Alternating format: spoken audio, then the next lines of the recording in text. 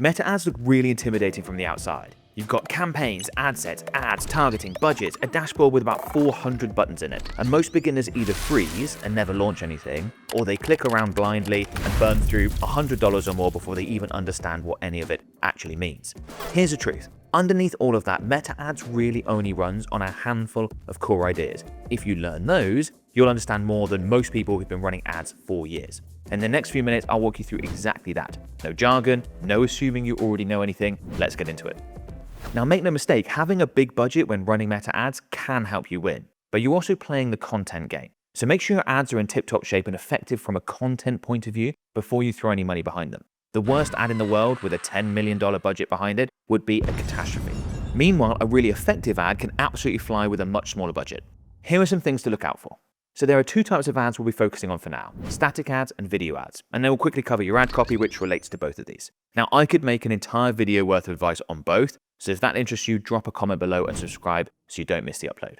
So for static ads, you'll want to make sure you have four main elements. So firstly, high contrast visuals. Keep the background clean and avoid over-designing. Then you want a clear value proposition. Move away from listing product specs and instead show the transformation, how people will improve their lives by buying your thing. Then use layouts like before and afters or side-by-side comparisons. You do need to be careful with human elements like body transformations, even a hair salon showing before and afters, because Meta doesn't like those very often. You can use imagery that shows the product or the desired outcome in its best light. And most importantly, an offer, something like 10% off or free quote. Now, video ads are of course a little bit more complex, but they follow all the same core principles of the static ads we mentioned before. The additional things you'll need to keep in mind for videos though, are that audiences respond well to videos that have an avatar, a person that they can identify with, that they can relate to.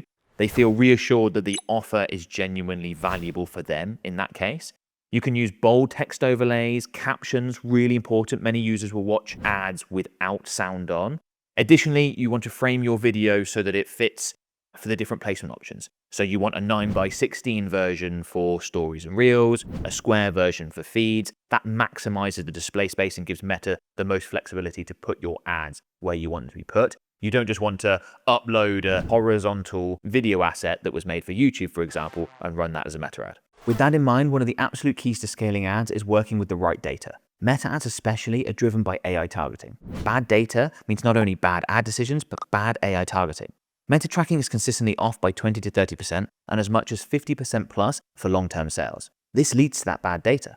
That's why I want to tell you about Hyros and their new form of attribution called AI swarm data. It fixes this gap and A, allows you to make the correct decisions with your ads, B, sends the right data to Meta.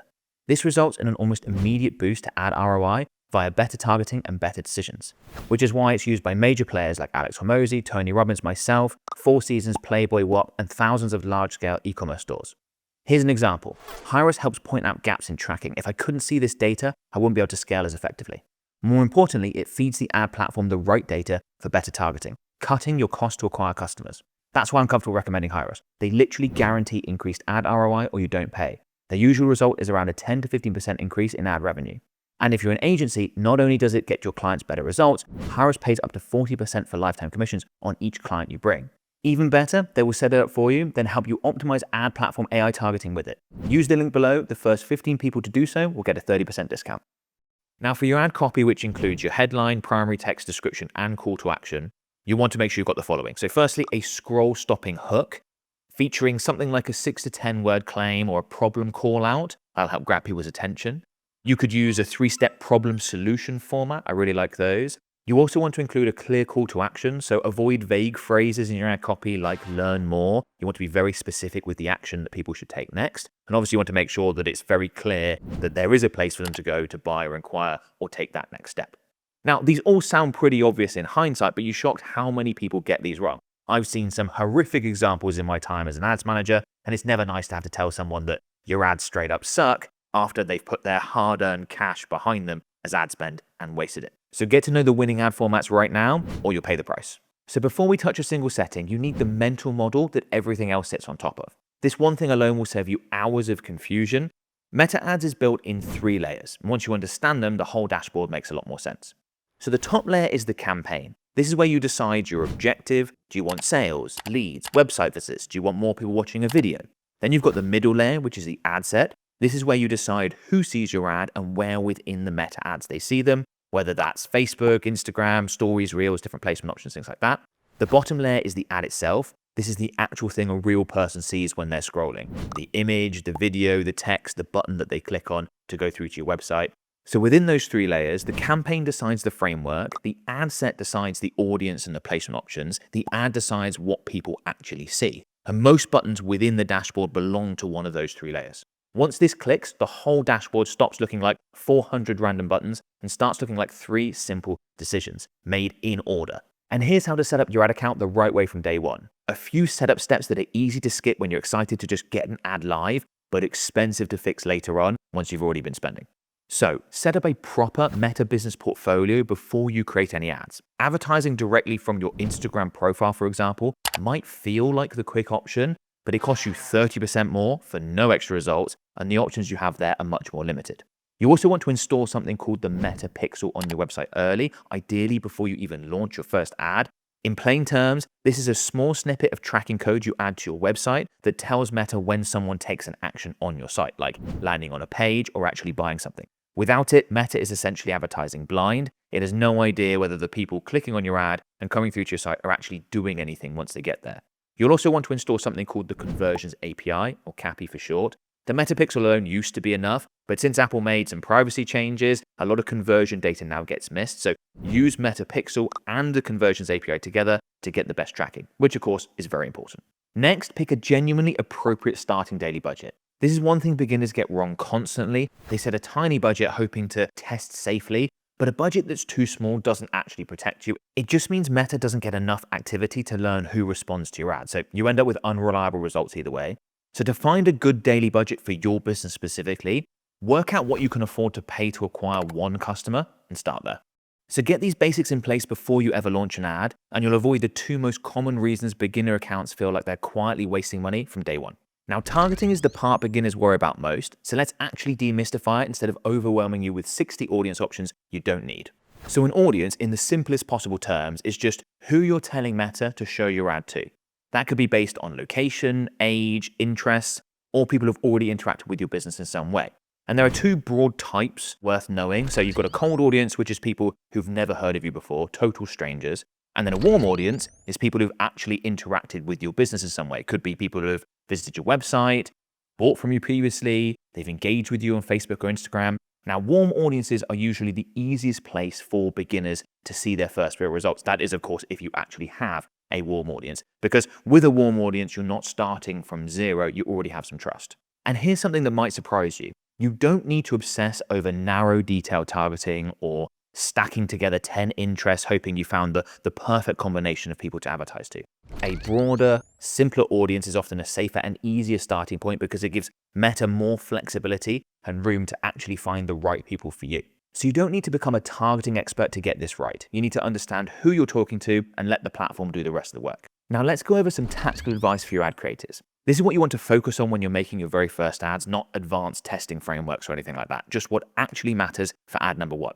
So the first few seconds of any ad have to do one job, and that's stop someone from scrolling past.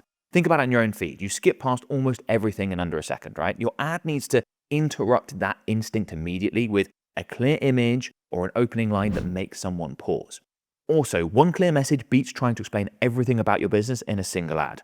Beginners often try to cram in every benefit, every feature, every reason to buy, but it's much better to pick one thing that matters the most and lead with that. And I'd recommend you start with 2 or 3 simple variations of your ad, not just one. This isn't about advanced testing, it's simply that you genuinely don't know yet what's going to resonate with your audience, and a small amount of variety gives you real information instead of a guess. It's also going to help overcome ad fatigue. So your first ads don't need to be perfect or clever. They need to be clear enough that someone understands what you're actually offering in the first 2 seconds or faster of seeing it. Now here's what separates the men from the boys, the women from the girls, etc., etc. Read your results without panicking. The final beginner trap isn't set up or creative, it's what happens after you launch. Beginners either check obsessively their results and panic, or they don't check at all and they miss real problems. So as a beginner, there are really only 1 or 2 numbers worth looking at. Return on ad spend, so how much revenue was generated from your ads, or if you can't track that accurately, cost per conversion. How much did each conversion cost you on average? You want to ignore the rest of the dashboard for now. It's easy to get lost staring at metrics that don't actually tell you whether or not your ad is working, whether or not it's profitable. You also want to give a new ad a few days before you judge its performance. Meta needs some time and real activity to figure out who responds best to your ad. Judging it after a few hours or even a single day tells you almost nothing reliably. And then get to know the difference between a genuinely bad sign and a normal early fluctuation. So a cost that's high for one day isn't a crisis. A cost that stays high and keeps climbing over a full week or longer, now that's something worth paying attention to. Learning that difference is what stops you from switching things off too early. This is something I see a lot with my clients. Sometimes I feel like I have to be a therapist with the way I have to spend time calming them down. Now, if you start with a large enough budget, you'll know within the first week or two whether something is working. You just need to know which two numbers to actually look at instead of staring at the whole dashboard, hoping something makes sense. Meta ads isn't actually complicated, it's just unfamiliar. And once you understand these 6 things we run through, you already know more than most people who launch their very first campaign completely blind. And remember when I'd mentioned earlier I'd seen some horrific examples of ads in my time as an ads manager? Well, I recently made a video reacting to some of my followers' terrible ads. Some of them actually weren't so bad, but it was a fun video, so check it out. As always, thanks for watching. Drop a like and hit subscribe if you found this video helpful.